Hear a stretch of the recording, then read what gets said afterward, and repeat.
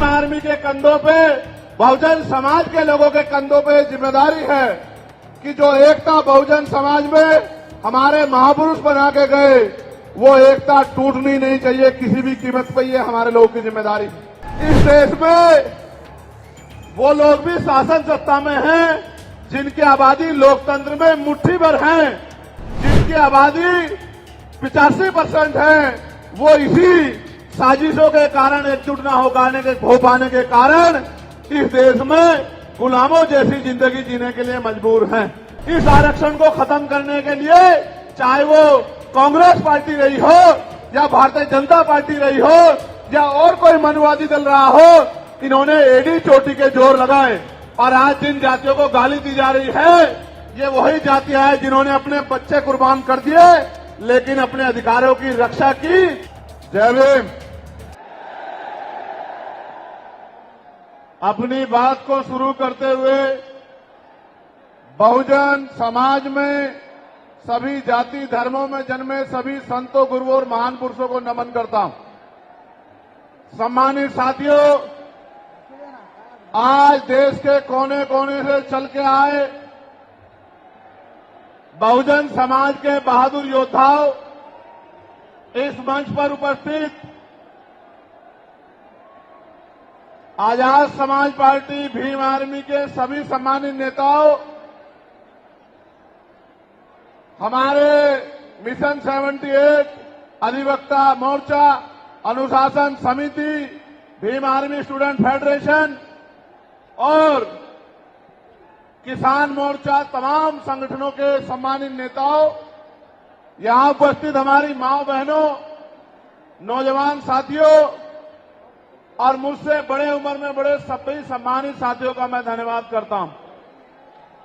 आप जानते हो कि मैं आपसे हूं। आप जानते हो कि मैं जो कुछ भी हूं आपसे हूं। मैं कभी आपसे बड़ा नहीं हो सकता। आप मेरे लिए हमेशा वीआईपी हैं।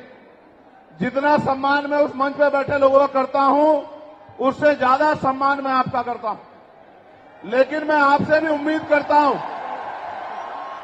मैं आपसे भी ये उम्मीद करता हूं कि जैसे मंच पे बैठे हैं जिम्मेदारी से, सम्मान के साथ, ऐसे ही आप लोग भी जिम्मेदारी से बैठे, तभी आपकी इज्जत बढ़ेगी। अगर आप इज्जत नहीं बढ़ाना चाहते तो मैं क्या कर सकता हूं बताओ। मेरा तो प्रयास है कि आप इज्जत के साथ आगे बढ़ना सीख जाओ। जब तक आप इज्जत के साथ आगे बढ़ना नहीं सीखोगे, इस देश में आपकी बात मजबूत नहीं होगी।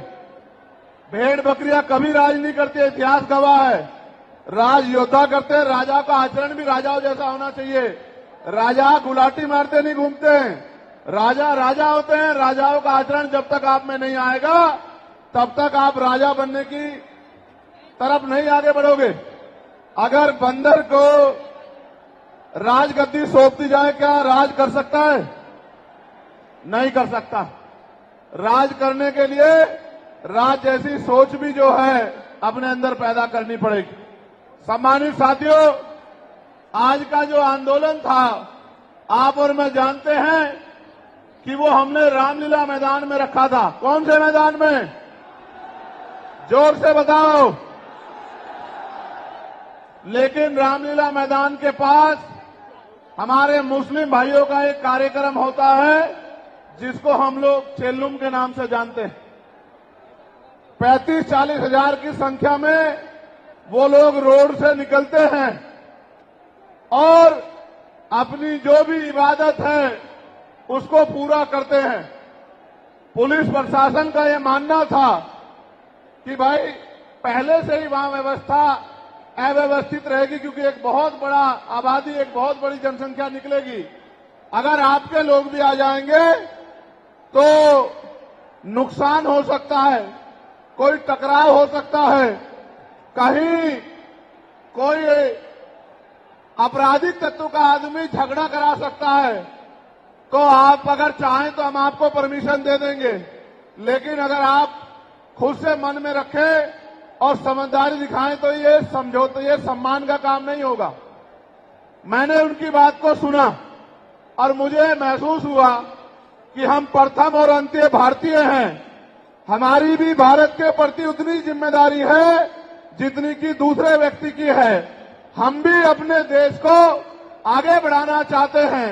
देश में भी जो हाशिए पे लोग हैं उनको आगे बढ़ाना चाहते हैं। तो हमें किसी भी तरह के अव्यवस्था में ना जाके अपने प्रोग्राम को कहीं और करना चाहिए। मैं जानता हूं कि जितने लोग अंदर हैं उससे 10 गुना लोग बाहर हैं, ग्राउंड में हैं, दिल्ली की सड़कों पे हैं, मैं जानता हूं। लेकिन आप महसूस करो, लाखों लोगों के पहुंचने के बाद भी एक मुझे देख के तो ये लोग उठ जाते हैं, वरना ऐसा नहीं है अगर एक चींटी के बच्चे को भी कोई बे कह रहा हो। ये देखो आप हमारी ताकत, ये है भीम आर्मी आजाद समाज पार्टी का बल। लेकिन मुझे आपसे बहुत सारी बातें करनी है। मैं अभी दूसरे देश में होके आया। मैं जब दूसरे देश में गया मुझे उम्मीद नहीं थी कि इतना प्यार और सम्मान मिलेगा। आप ये देखो, मैं ऑस्ट्रिया गया तो लगभग 10 देश के लोग आए मिलने के लिए। जब मैं इटली गया तो कम से कम 40 देशों के लोग मिलने के लिए आए। हर आदमी ये कहता था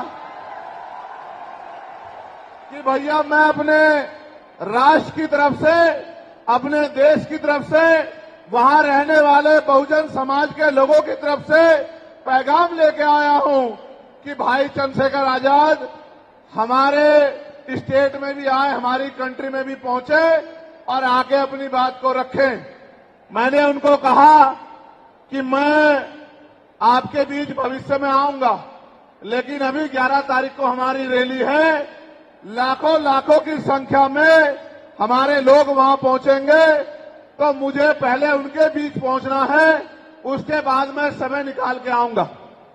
उन्होंने मेरी बात को माना और 3 दिन का कार्यक्रम करके मैं फिर आपके बीच आ गया। जब यहां पहुंचा तो पता लगा परमिशन और इस तरह की व्यवस्थाएं खराब हो रही हैं। फिर मैं धन्यवाद दूंगा हमारी दिल्ली की टीम का, भाई हिमांशु जी का, भाई महेश जी का, उनके सभी साथियों का, जैन साहब का, कसाना जी का, जिन्होंने, समीर भाई का, जिन्होंने दिन रात एक कर दिया और इस परमिशन को करा के, सीपी सिंह जी का कितना बढ़िया प्रोग्राम आप सब लोगों के लिए आयोजित किया। एक बार दोनों हाथ से तालियां बजा के दिल्ली की टीम का स्वागत करें।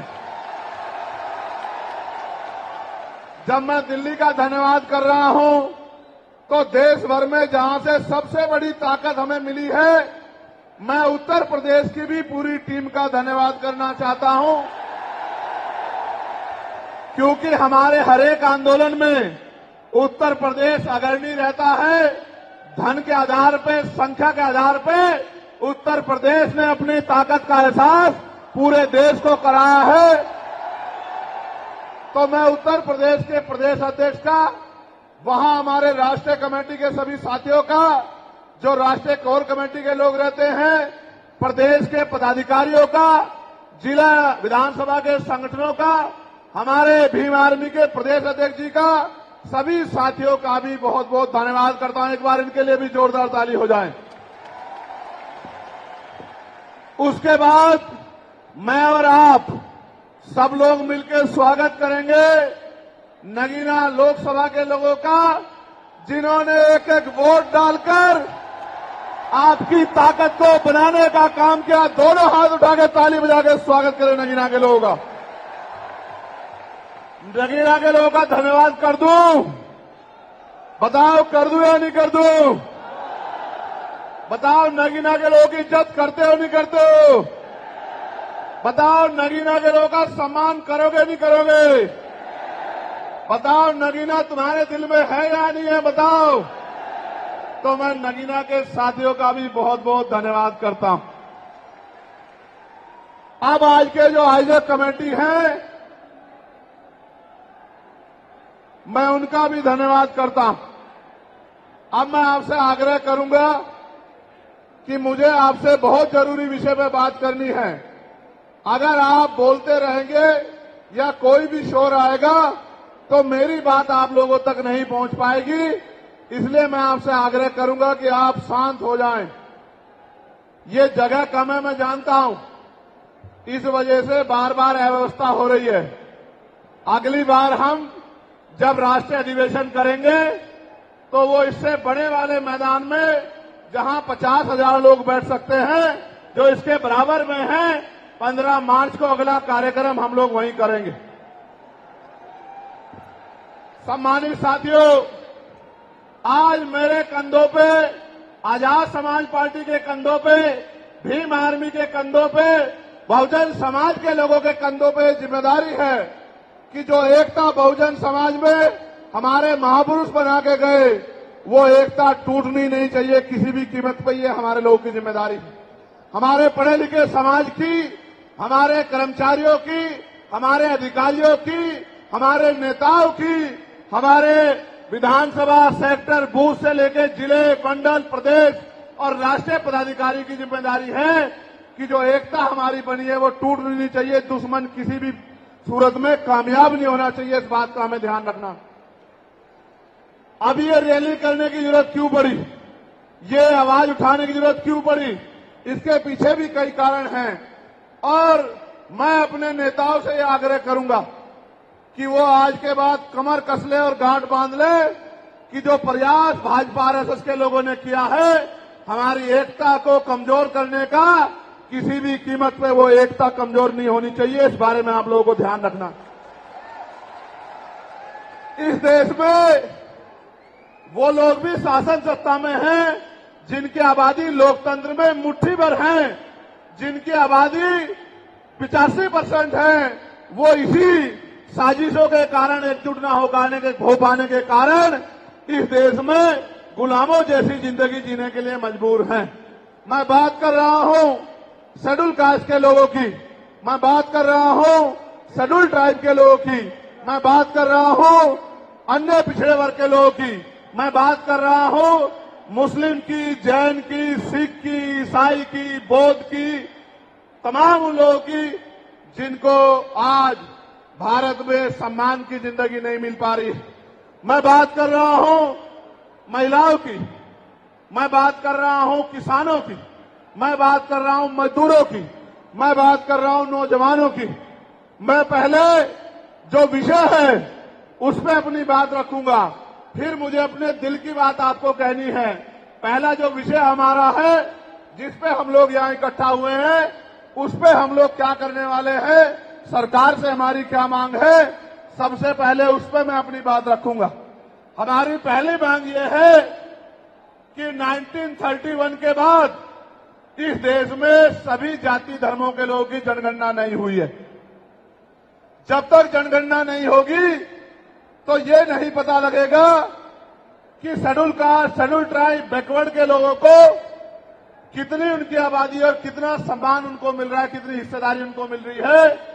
तो केंद्र सरकार जल्द से जल्द जातिगत जनगणना कराए। जब तक जातिगत जनगणना नहीं होगी तब तक सबसे पहले स्पष्ट ही नहीं होगा जो आज षड्यंत्र किया गया है और कुछ लोगों को जानबूझ के उनके मुंह से कहलवाया जा रहा है कि इस जाति का हिस्सा ये लोग खा रहे हैं, इस जाति का हिस्सा ये लोग खा रहे हैं, इस जाति का हिस्सा ये लोग खा रहे हैं। मैं चंद्रशेखर आजाद आपको वचन देके कहता हूं, अपने बहुजन समाज के सामने जातिवार जनगणना कराइए, उसके आंकड़े सार्वजनिक कराइए। अगर अंतिम पायदान पर रहने वाले जिनको डीएससी के भाई कहा गया है, जो हमारा परिवार है, अगर उनका 1% आरक्षण भी पॉइंट के बराबर भी कमजोर पड़ रहा होगा तो मैं वचन देता हूं कि इससे बड़ी रैली उनके समर्थन में हम लोग करेंगे। मैं फिर आपसे कह रहा हूं, आप याद करो, जब से इस देश में आरक्षण व्यवस्था लागू हुई है, इस आरक्षण को खत्म करने के लिए चाहे वो कांग्रेस पार्टी रही हो या भारतीय जनता पार्टी रही हो या और कोई मनुवादी दल रहा हो, इन्होंने एडी चोटी के जोर लगाए। और आज जिन जातियों को गाली दी जा रही है, ये वही जातियां हैं जिन्होंने अपने बच्चे कुर्बान कर दिए लेकिन अपने अधिकारों की रक्षा की। और आज भी इस देश में आरक्षण बचा हुआ है, नौकरियां बची हुई है, हिस्सेदारी बची हुई है, राजनीतिक व्यवस्था कायम है। लोकतांत्रिक व्यवस्था है, तो धन्यवाद करना चाहिए उन जातियों का जिन्होंने अपने प्राणों का बलिदान दे दिया, लाठी डंडे खाए, गोलियां खाई, लेकिन अपने अधिकारों को छीनने नहीं दिया। सब लोगों को उनका धन्यवाद करना चाहिए। लेकिन दुश्मन का ये षड्यंत्र है और दुश्मन बड़ा समझदार है। दुश्मन जानता है कि 2 अप्रैल 2018 के बाद में ये दलित समाज एकजुट हो गया था। जब दलित समाज एकजुट हुआ तो वो ये सोचने लगे कि इनकी एकता को कैसे तोड़ा जाए। आप और मैं जानते हैं, जब हम मुट्ठी बनकर रहेंगे तो कोई हमारे अधिकारों को नहीं छीन सकता। लेकिन जब जब हम बट जाएंगे, एक उदाहरण के तौर पे बताता हूं, अगर आप झाड़ू की सिक्कों को इकट्ठा कर दोगे, वो सिक्के जो हैं एकजुट हो जाएंगे, उनको बांध दिया जाएगा तो वो सारा कचरा साफ कर देंगे। लेकिन अगर वो जो सिक्के होते हैं, अगर आपने उनको अलग अलग कर दिया तो वो कचरा साफ नहीं कर पाएंगे, वो खुद कचरा बन जाएंगे, उनकी कोई हैसियत नहीं बनेगी। इसलिए हमारे महापुरुषों ने बहुजन समाज में भाईचारे की बात की। और आप महसूस करो, बाबा साहब अम्बेडकर ने क्या नारा दिया? शिक्षित बनो, संगठित रहो और संघर्ष करो। हमें शिक्षित भी बनना है, संगठित भी होना है और अपने विरोधियों, बैरियों के खिलाफ संघर्ष भी करना है, अपने अधिकारों के लिए संघर्ष भी करना है। मैं जब देश के बाहर गया तो मैंने देखा कि वो लोग तरक्की कर रहे हैं, उनकी जिंदगी खुशहाल है, उनकी जिंदगी अच्छी बन रही है। लेकिन उनकी जिंदगी तो अच्छी बन रही है, लेकिन 75 साल की आजादी के बाद आज भी भारत में 80% लोग ऐसे हैं जो रोटी, कपड़ा, मकान से वंचित है, जिनको इज्जत की जिंदगी नहीं मिल रही। तो मैं ये देख रहा था, मुझे बड़ी खुशी हो रही थी। लेकिन जब मैं भारत की तरफ देखता हूं तो बड़ी निराशा हाथ लगती है। फिर ये महसूस करता हूं कि आज जो कुछ हमारे पास है वो हमारे महान पुरुषों की संघर्ष की वजह से है। अगर हमारे महान पुरुष संघर्ष नहीं करते तो जो आज हमें मिला है ये भी हमें किसी कीमत पे नहीं मिलता। आप जानते हैं, हमेशा आरक्षण के खिलाफ, चाहे सुप्रीम कोर्ट हो या मनुवादी दल हो, सब लोगों ने आरक्षण को समाप्त करवाने के लिए एड़ी चोटी के जोर लगा दिए। और इसका सबसे बड़ा हमला इस पे कब हुआ? जब 10% EWS लागू हुआ। मुझे माफी चाहते हुए कहना है कि हमारे दलों ने भी हाथ उठा के, जो हमारे पूर्व के दल थे, उनका समर्थन किया, जबकि वो आरक्षण पे सबसे बड़ा हमला था। अगर उसी दिन हम लोगों ने सड़कों पर निकल के अपनी आवाज को उठाया होता तो किसी की मां ने दूध नहीं पिलाया होता कि वो दोबारा आरक्षण पे हमला करने के बारे में सोच लेता। ये भाजपा के लोग जो सत्ता में बैठे हैं, इन्होंने वोट तो आपसे हमसे ली धर्म के नाम पे, भाईचारे के नाम पे, लेकिन सत्ता में आके ये लोग अपने लोगों का काम करने लगे, अपने महापुरुषों की विचारधारा को आगे बढ़ाने लगे और हम लोग रोटी रोटी के लिए मोहताज लोग, जुल्म जाति के शिकार लोग परेशानी की जिंदगी जीने लगे। मैं चाहता हूं कि जो जिंदगी हमारे लोग ऑस्ट्रेलिया में जी रहे हैं, ऑस्ट्रिया में जी रहे हैं, इटली में जी रहे हैं, यूरोप में जी रहे हैं, पूरे अमेरिका में जी रहे हैं, कनाडा में जी रहे हैं, हॉलैंड में जी रहे हैं, नीदरलैंड में जी रहे हैं, ऐसी जिंदगी की व्यवस्था भारत में भी हो। लेकिन ये तभी संभव है जब राजनीतिक शक्ति हमारे पास हो। अगर राजनीतिक शक्ति भाजपा और कांग्रेस के पास रहेगी तो हम लोग इज्जत की जिंदगी देश में नहीं जी सकते। इस बात को आप लोग मेरी ध्यान रखना। ये मैं नहीं कह रहा हूं, ये बाबा साहब अम्बेडकर ने कहा, political power is the master की। राजनीतिक सत्ता वो चाबी है जो आपकी सारी परेशानियों का हल कर देगी। और राजनीतिक सत्ता जिनके पास है, उनके लोग हजारों हजारों करोड़ रुपए लेके भाग जाते। उनके लोग, उनके पूंजीपतियों के लाखों लाखों करोड़ रुपए माफ कर दिए जाते। लेकिन अगर आपका 10,000 रुपए का बिल भी बाकी हो तो 10,000 रुपए का बिल भी अगर आप नहीं दोगे तो मुकदमा लिख के आपको जेल भेजने का काम सरकार कर देगी और आपके घर की कुर्की भी करा देगी। आप किसानों का, मजदूरों का हाल देख लो, आप नौजवानों का हाल देख लो इस देश में क्या है। तो हमारी सबसे बड़ी मांग ये है, आप समर्थन करके बताना कि आप इस पर सहमत हो या नहीं हो। बताओ, जातिवार जनगणना होनी चाहिए नहीं होनी चाहिए? एक सुर में बताओ, होनी चाहिए नहीं होनी चाहिए? साथ साथ इस देश में जातिवार जनगणना के साथ साथ जितने भी सरकारी संस्थान हैं, चाहे वो जुडिशरी हो, जहां से हमारे खिलाफ लगातार फैसले आते हैं, चाहे वो आर्मी हो, चाहे वो और कोई सरकारी संस्था हो, सब लोग सब जगह पे आरक्षण व्यवस्था लागू होनी चाहिए। बताओ, होनी चाहिए नहीं होनी चाहिए? दोनों हाथ उठा के बताओ, होनी चाहिए नहीं होनी चाहिए? बहुत अच्छी बात। साथ साथ हमारी ये भी मांग है, जो मैंने पार्लियामेंट में भी उठाई, कि निजी क्षेत्रों में आप इस बात को समझो गौर करके, इस देश में 2% सरकारी नौकरियां, कितने परसेंट? जोर से बताओ। 98% प्राइवेट सेक्टर है। कुछ ऑर्गेनाइज है, कुछ अनऑर्गेनाइज है। आप ये देखो, 2% में तो बंटवारा है, लेकिन 98% पे पुरानी सत्ता वाले लोग और आज की सत्ता वाले लोग सांप की तरह कुंडली मार के बैठे हैं। न वहां SC/ST के लोगों का कोई प्रतिनिधित्व है, न OBC के लोगों का है, न ही मुस्लिम लोगों का है। तो हमारी मांग ये भी है कि अब समय आ गया है कि निजी क्षेत्रों में भी आरक्षण की व्यवस्था होनी चाहिए। होनी चाहिए नहीं होनी चाहिए? बताओ, दोनों हाथ उठा के बताओ, जोर से बताओ, होनी चाहिए नहीं होनी चाहिए?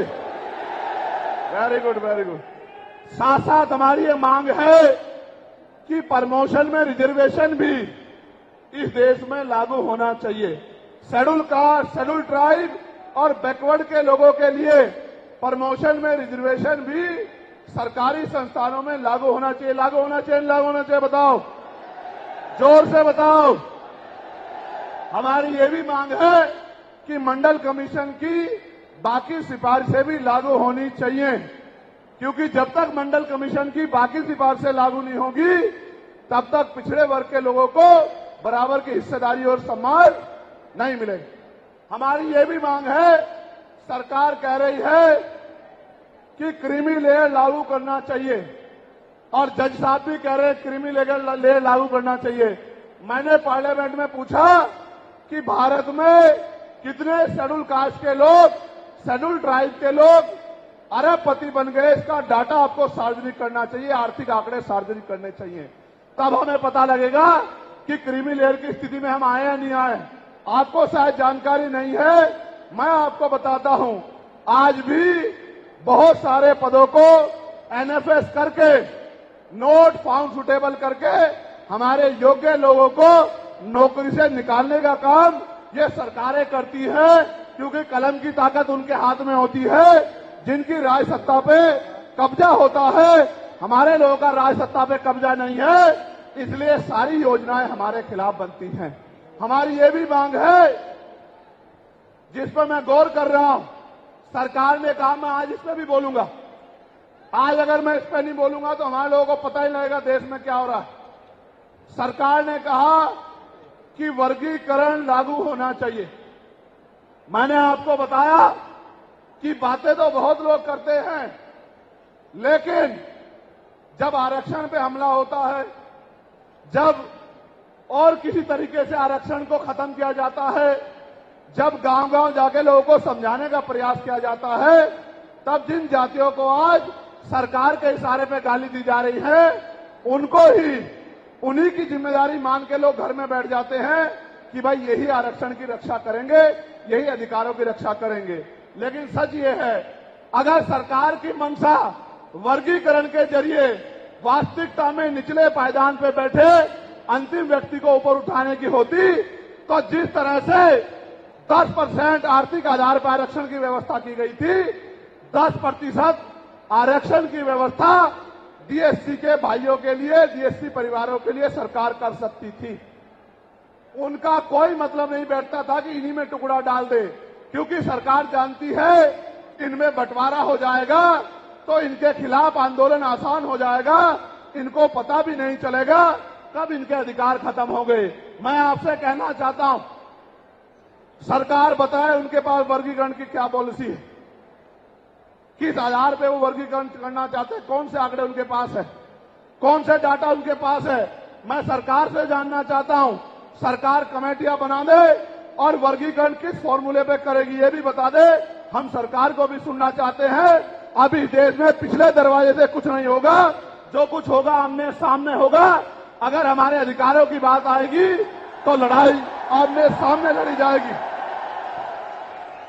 सरकार ये भी बताए क्या वह रोस्टर में बदलाव करेगी, क्या सरकार रोस्टर में बदलाव करेगी, सरकार बताएगी। हमारे लोग तो अभी सही तरह से चीजों को नहीं जानते हैं। मैं ये भी विश्वास दिलाता हूं, स्पेशली डीएससी के भाइयों को कह रहा हूं, मेरी बात को गौर से सुनना।